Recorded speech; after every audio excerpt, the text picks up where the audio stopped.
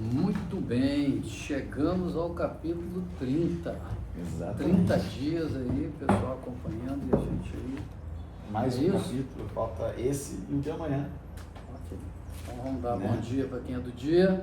Bom, eu sei que você ia falar. Boa tarde para quem é da tarde, boa noite para quem é da noite, né? Sim, sem dúvida. Vamos lá. E esse capítulo é interessante, Michel. Eu vou abrir o marcador hoje, porque isso aqui é interessante, que o capítulo 30 ele fala um pouquinho das palavras de Agur, né? Aí diz que Agur era filho de Jaque de Massa. Massa era uma região, né? E o filho de Jaque. A Bíblia não dá muitas informações, mas ele deveria ser um sábio, um professor, alguns acreditam nisso aí. Sim. E eu decorei o versículo aí, que eu não vou falar agora, que eu vou deixar você começar aí, mas só eu tinha uns 6 anos de idade para 7, eu decorei, depois a gente vai falar sobre o versículo 7, tá? Do 7 ao 9. Mas vamos lá, começa onde se Então, essa leitura aqui ela foi interessante, né? Porque começa explicando que não foi Salomão que escreveu, né? Foi encontrado nas escrituras de Salomão, né? Entre as coisas de Salomão. Ou foi reescrito por esse... É isso que eu não entendi, entendeu? Aí diz que são palavras de Agur. Então esse Agur era um outro sábio, aí eles juntaram isso aí, né? E aí, assim, a primeira parte eu gostei bastante, né? Continua com o 2 e o 3 falando ali sobre a humildade, né? Intelectual, né? Porque a gente já foi repetido isso inúmeras vezes aqui, né? Que quem acha que já sabe tudo, para de crescer, para de se desenvolver, né? Então eu coloquei isso e a gente falou muito sobre a busca pelo conhecimento, não só o conhecimento, mas o conhecimento prático, que aí se torna entrando em sabedoria, né? Todas essas coisas. E aí eu vi assim que foi seguindo uma forma diferente. Ele fez uns questionamentos, mas depois me pareceu ser uma oração. Certo. Sei lá, a leitura me parecia quase como uma oração, tipo, a partir do 7 mesmo, que você citou. Como se fosse uma confissão e uma súplica, realmente. Mas não, uma oração, eu notei isso aqui. Uma oração é isso, né? Quando você está conversando, né? E aí, assim, fluiu até ali o 14 dessa forma, aí depois muda de novo, né? Tipo, ele começou a fazer umas comparações, né? Dizendo, há três coisas que, tipo assim, isso eu gostaria que a gente tentasse conversar um pouco sobre isso, porque eu queria entender por que ele pega esse ritmo, né? Porque ele fala em vários lugares, ó, há 3 coisas que nunca estão satisfeitas, 4 que nunca dizem é o bastante, não vou falar o que, tá? Aí ele falou, há 3 coisas misteriosas demais para mim, 4 que não consigo entender, tá? Aí ele botou, há 3 coisas que fazem tremer a terra e 4 ela não pode suportar. Ela, falando de uma mulher adúltera, né? Que é do versículo anterior, né? E aí tem 4 seres da terra são pequenos e, no entanto, muito sábios. E cita quais são esses seres. Ou seja... Depois há três que tem passo elegante. Há 3 seres de andar elegante, exato. Então, tipo assim, é aquilo. Ele começou com uma pegadinha ali, pegada assim do conhecimento, de meio que... Não sei se... Ele falou assim, quem ajuntou nas mãos os ventos? Acho que ele estava tentando conversar com o Senhor, né? Suplicando um pouco mais, fazendo uma oração até.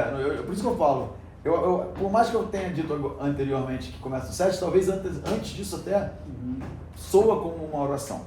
Só deixando mais ou menos claro aí, né, para todo mundo, não é esse o nosso objetivo também, mas assim, só esclarecendo, do 1 ao 9, dá a entender que são palavras de Agur, né? Porque aí já diz, o capítulo 30 são palavras de Agur mesmo.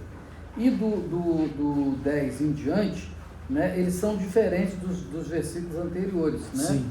Mas não tem ninguém que relate nada que é de algum outro autor. Então dá a entender que o capítulo 30 aí, igual a gente falou lá no começo, quando ele começou, né? Que os provérbios não foram escritos só por Salomão. Então aí o 30 de Agur e depois o de amanhã a gente vai falar ainda. Sim. Mas aqui então não fala nada. Então do 1 ao 9 é de Agur e possivelmente o restante também. Realmente tem mas não se atribui nada a nenhum outro autor. Tem a escrita diferente. E aí eu anotei, né, esse, o 2 e o 3, falando sobre a importância de você evitar certezas absolutas. Né? Ele fala, eu sou o mais tolo dos homens, não tenho o entendimento de um ser humano. Isso. Não aprendi sabedoria, nem tenho conhecimento do santo. Né? Eu Onde você está aí? No 2 e o 3. 2 e 3, Eu gostei muito desses dois versículos que falam muito sobre isso, né? A humildade dele, né? Ele tá aberto para aprender. E você falou mesmo que ele é um homem sábio da época. Mesmo assim, ele fala isso. Exatamente. Existem alguns filósofos que tocaram nisso também, né? O famoso só sei que nada sei. Né? Sim, porque sim. Quanto mais você vai sabendo, você vê quão... Que menos, assim, existem ainda muitas outras questões, né? Muitas questões a saber, e você vê que você não sabia nada, né? Exatamente. Então, tá. Aí ele faz essa pergunta aqui, Michel, do 4 em diante. Quem subiu ao céu? Quem encerrou os ventos e tal?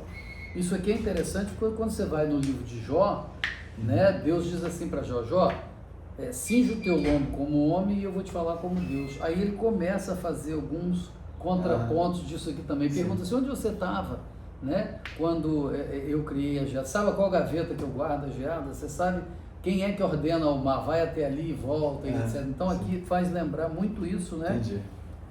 Dessa pequenez do homem e a grandeza de Deus. Entendi. E aí o 5 é isso, né? Tipo, cada palavra de Deus é comprovadamente pura. Ele é um escudo para quem nela se refugia, né? Então, é isso. Que o caminho é a palavra, né? Hoje é Jesus Cristo, né? O caminho.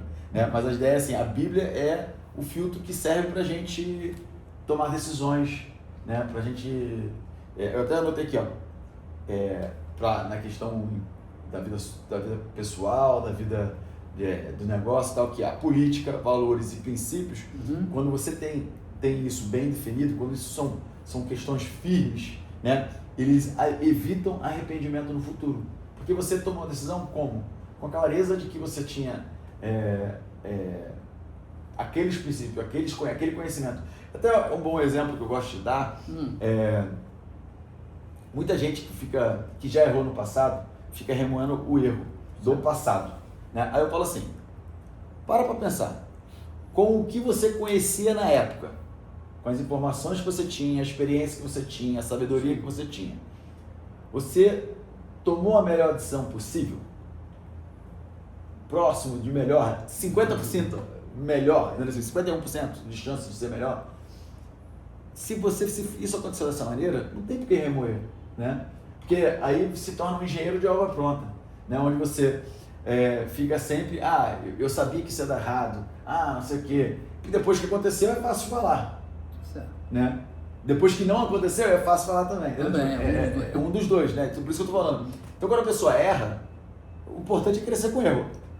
É óbvio que os erros que eu me condeno tomando eu sei que está errado e eu vou lá e faço.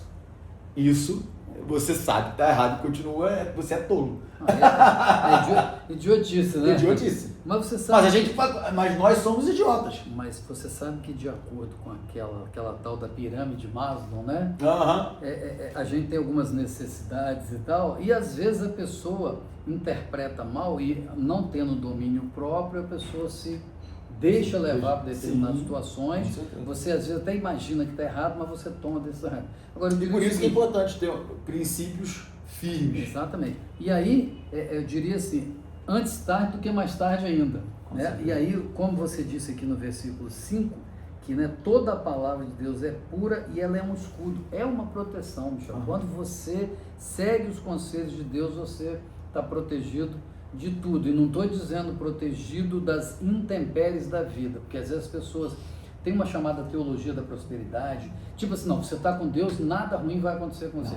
Não é assim, cara, tem um monte de personagens da Bíblia aí, né? Então, quer dizer, coisas ruins acontecem com pessoas a quem Deus ama. E eu gosto muito do exemplo de Lázaro. Lázaro morreu, né? E o pessoal, meu amigo Lázaro dorme. Aí a irmã falou, Senhor, se eu estivesse aqui... Mas eu digo assim, então acontece coisas e a gente precisa estar ciente disso, tá legal? Sim. Mas ela é um escudo pra gente confiar em Deus e até o final, no mesmo momento. E o 7? Vai, 7. Esse aí, ó. Esse aí eu decorei quando eu tinha 6 anos. 6, 7 anos de idade. É assim, ó, 2 coisas te peço, não mais negues antes que eu morra. Afaste de mim a falsidade e a mentira. Não me dê nem a pobreza, não me des nem a pobreza nem a riqueza, né? Dá-me o pão que me for necessário. Para não suceder que estando eu no erro, né, ou farto, te negue, quer dizer, eu estou cheio de né? Fique até arrogante, né? Muito bom. Ou estando eu empobrecido demais, venha roubar e profanar o nome do Senhor. Então a gente tem dois riscos. Então, né? só pra ele falou o 6, mas é do 6 ao 9. Ao 9, então, isso. por isso que eu falei, e essa parte aqui, ela remete a uma oração. Exatamente. Né? Então aqui a gente tem que, você vê que o ser humano, Michel, é complicado. É complicado, porque aqui ele fala assim, não me dê nem a riqueza e nem a pobreza. Porque vai que eu estando rico demais, acho que eu sou dono do meu nariz e que eu sei de tudo e venha negar o seu nome. Mas também não me deixa ser pobre demais a ponto de ter que roubar e envergonhar o seu nome. Dá-me o pão que me for necessário. Então eu gostava sempre de dizer para meus filhos o seguinte, nessa terra você pode não ter tudo que você quer, Michel. Você pode não ter, mas você vai ter o que você necessita passar por aqui. Davi diz assim, olha, fui rico, não, fui novo, eu ia falar, fui rico e agora sou pobre, porque eu estou falando de riqueza. Fui novo e agora sou velho, né? Porém, nunca vi um justo desamparado e nem a sua descendência mendigar o pão. Eu costumava falar, eu acho que eu continuo acreditando, né? Quando eu falo para as pessoas que eu estou treinando, do coaching, né, mentoria, essas coisas todas, eu falo, você pode ter o que você quiser,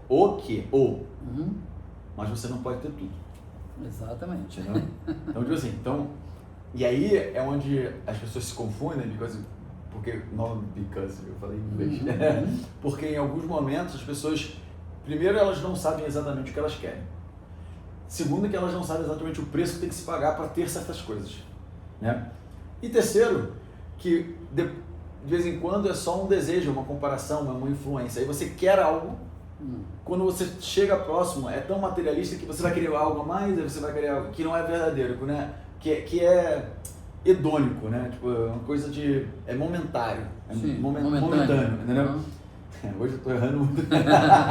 mas é dessa maneira. Então, mas eu falo, você pode ter o que você quiser, mas você não pode ter tudo. E eu sou uma prova viva disso, né? Porque eu sou um cara extremamente ambicioso, sou um cara que vou buscando, eu queria um relacionamento, queria construir uma família e tal, e de vez em quando eu fui por uns caminhos que me levaram a falar assim, não é isso que eu quero, entendeu? Mesmo achei que era isso, mas não é, entendeu? Então, você pode ter o que você quiser, mas você não pode ter tudo. E eu gostei muito do que você falou, Deus me dê, como você falou, alguma coisa relacionada a isso. Volta aí o vídeo depois e vê o que ele falou, que eu gostei muito, que me remeteu a isso.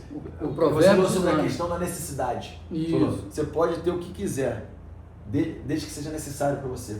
Sim, sempre falava isso com ele. Você pode não ter tudo que você quer, mas tudo que você precisa para passar nessa vida aqui, Deus fornece. Eu gostei muito da sua colocação aí, Michel.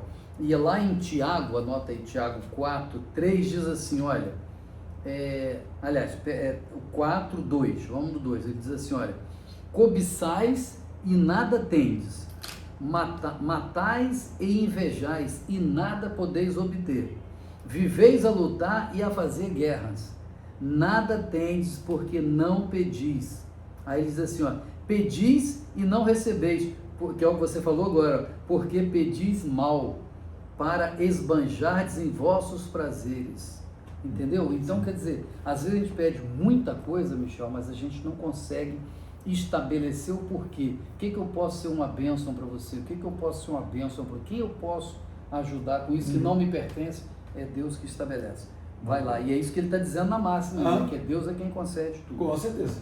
O que mais que você viu aí? Então, aí eu acho que assim, entra no 10, né? E aí o texto muda, né? O ritmo, todas essas coisas. E aí normalmente, ao invés do que assim, os versículos, o que me interessou mais foi essa maneira da escrita. Há 3 coisas, 4 que nunca. Entendeu? E é isso que eu queria entender, o todo. Porque se for para falar alguma coisa, 2 coisas assim me incomodaram. Primeiro... Isso aí, só um pouquinho, isso é um tipo de escrita, né? Que é o chamado paralelismo, né? Eu não sabia disso. É um paralelismo. É por isso que eu tô falando, é até bom você citar. Porque aí ele equipara, né, o paralelismo. Então é um tipo de escrita, de provérbio. Assim como tem as poesias, né?